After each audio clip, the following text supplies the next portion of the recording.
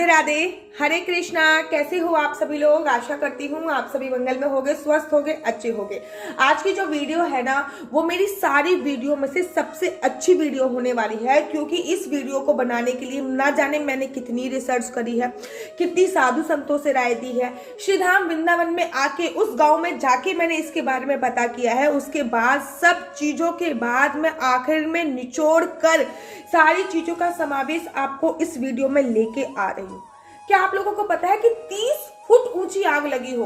1 foot नहीं, 2 foot नहीं, 30 foot ऊंची आग लगी हो, और उस आग में से कोई व्यक्ति निकल के चला जाए और उसका बाल विवाह भी ना हो, अर्थात एक बाल भी ना जले, पैरों में छाले भी ना पड़े, शरीर पे कुछ भी, शरीर पे एक तिनका तक भी ना चोट लगी हो।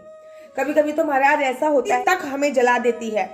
गैस तो बहुत दूर की बात है, गरम बर्तन तक छू लेते हैं, उससे भी हम जल जाते हैं। गरम दूध अगर हमारे ऊपर गिर जाए या फिर गरम कोई भी चाय हमारे ऊपर गिर जाए तब भी हम जल जाते हैं। लेकिन सोचिए 30 फुट ऊंची आग लगी है और उस आग में से एक व्यक्ति निकल के जाता है और उसके शरीर पे एक तिनका तक नहीं जलता है।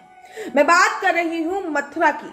एक जिला पड़ता है जिसको छाता बोलते हैं, जो कि कोसी कला के पास पड़ता है। छाता में एक गांव है, तहसील है छाता में एक गांव है जो फालेन के नाम से स्थित है। वो गांव अपनी इस प्रथा के लिए ही प्रसिद्ध है, क्योंकि वो आज तक प्रहलाद की जो प्रथा है, आप लोगों ने प्रहलाद की कथा तो सुनी होगी। अगर आप लोगों ने महाराज भक्त प्रहलाद की कथा नहीं सुनी है तो सबसे पहले मैं आप लोगों को भक्त प्रहलाद की कथा सुना देती हूँ, उसके बाद आपको ये वीडियो अच्छी तरीके से समझ में आ जाएगी। अगर आपने भक्त प्रहलाद की कथा नहीं सुनी है तो सबसे पहले आप भक्त प्रहलाद की कथा सुन लीजिए, जिससे क्या होगा, आपको ये वीडियो जो है वो आसानी से समझ में आ जाएगी।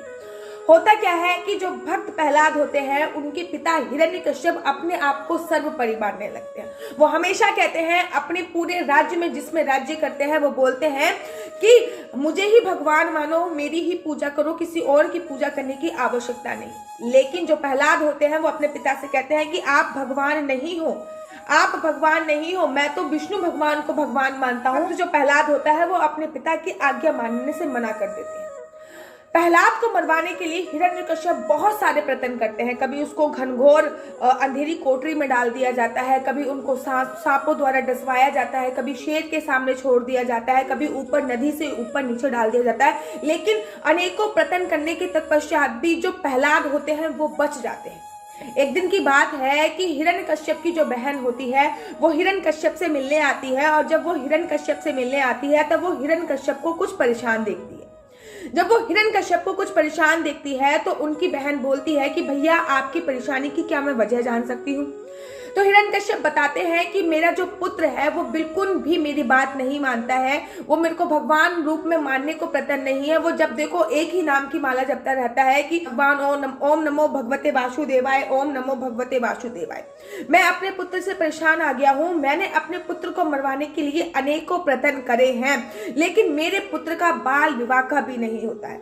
होलिका बोलती है कि भैया, आपको परेशान होने की आवश्यकता नहीं है, मैंने हजारों सालों तक अग्निदेव को प्रसन्न किया है और अग्निदेव की तपस्या करी है। अग्निदेव ने प्रसन्न होके मुझे एक चूनर दी है, एक चुन्नी दी है, जिसका नाम है शीतल चुन्नी।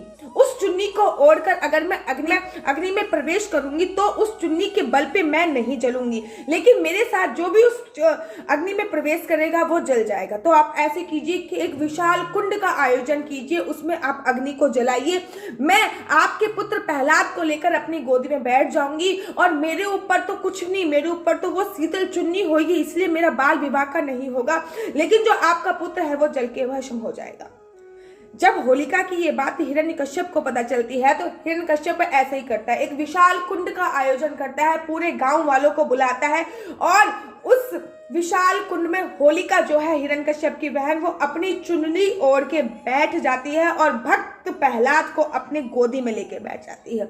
लेकिन भगवान के चमत्कार तो देखिए, जो भगवान को मानते हैं उनके भक्त का कभी कुछ बाल विवाह का भी नहीं होता। भगवान की मर्जी तो देखिए कि जैसे ही उस कुंड में आग लगती है, जो शीतल चुनरी होलिका ने रखी होती है, वो चुनरी भक्त प्रहलाद के पास आकर भक्त प्रहलाद को चारों तरफ से कवर कर लेती है।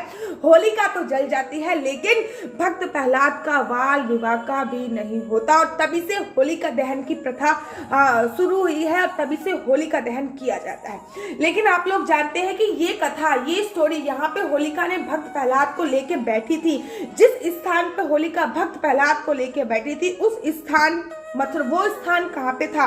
वो स्थान था ब्रज 84 कोस में मथुरा में स्थित एक जगह है जिसका नाम है फालेन गांव। ये फालेन गांव पूरे मथुरा ब्रज 84 कोस में प्रसिद्ध है। आप लोगों को पता है कि छाता एक जगह है मथुरा वृंदावन में, और छाता से 40 किलोमीटर आगे, छाता तहसील से 40 किलोमीटर आगे एक गांव पड़ता है फालेन गांव।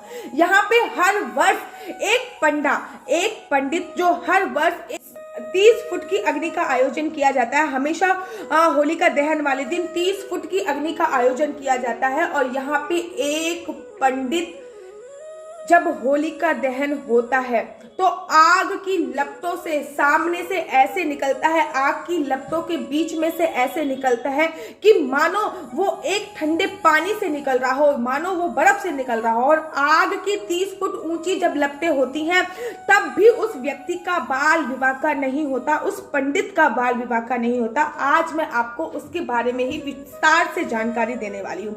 अगर आप मथुरा वृंदावन में होली बनाने आ रहे हैं तो आप इस मौके को बिल्कुल भी मत गवाइए, क्योंकि एक बार आयोजित होती है छोटी होली, और जब छोटी होली पे होली का दहन होता है तो एक पंडित उस दहन के बीचों बीच में से जब आग की लपटें अपना संपूर्ण रूप धारण कर चुकी होती हैं तब उस आग की लपटों के बीच में से निकलता है। और ताज्जुब की बात तो ये होती है, ना तो उसके पैर में किसी भी प्रकार की कोई छाले पड़ते हैं, ना तो उसके पैर जलता है, ना शरीर का एक नाखून तक नहीं जलता, यहाँ तक कि उसके बाल भी वैसे ही होते हैं जैसे वो निकला होता है।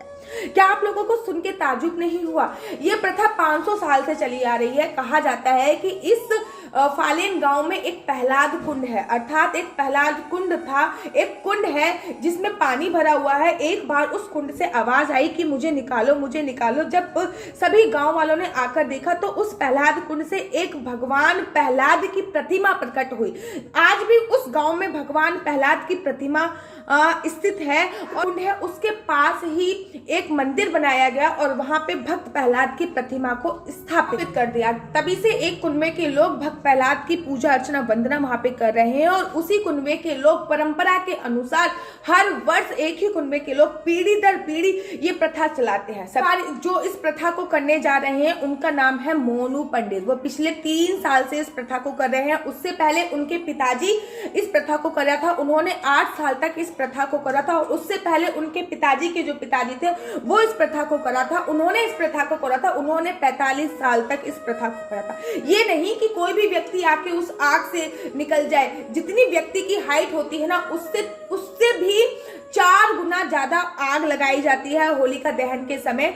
उसमें भी कोई नियम होते हैं। आप लोग जानते हैं उस कुनबे के जो भी व्यक्ति को चुना जाता है इस प्रथा को करने के लिए कि इस साल इस व्यक्ति को इस होलिका दहन से निकलना है तो उसको 1.25 महीने पहले ही अन्न जल त्याग देना होता है। क्या आप लोग जानते हो कि 1.25 महीने पहले बसंत पंचमी, अर्थात इस साल बसंत पंचमी जो थी वो 5 फरवरी को बसंत पंचमी वाले दिन वो व्यक्ति जो कि इस परंपरा को निभाता है बसंत पंचमी वाले दिन से अपना अन्न जल त्याग देता है, केवल फलाहार भोजन ग्रहण करता है। और तो और बसंत पंचमी वाले दिन वो पूरे गांव की परिक्रमा करता है। पूरे गांव के लोग उसका सोल उड़ा के और चादर उड़ा के उसका मनोबल ऊंचा करते हैं। और बसंत पंचमी वाले दिन ही वो भक्त प्रहलाद जी के मंदिर में आकर बैठ जाता है। उनके हाथ में एक तुलसी माला होती है और वो 40 दिन तक इस परंपरा को निभाते हैं। और 40 दिन अर्थात 40 दिन या फिर 1.25 महीने पहले, 1 महीने से पहले से ही वो व्रत को प्रारंभ कर देते हैं। वो पूर्णतः ब्रह्मचर्य का पालन करते हैं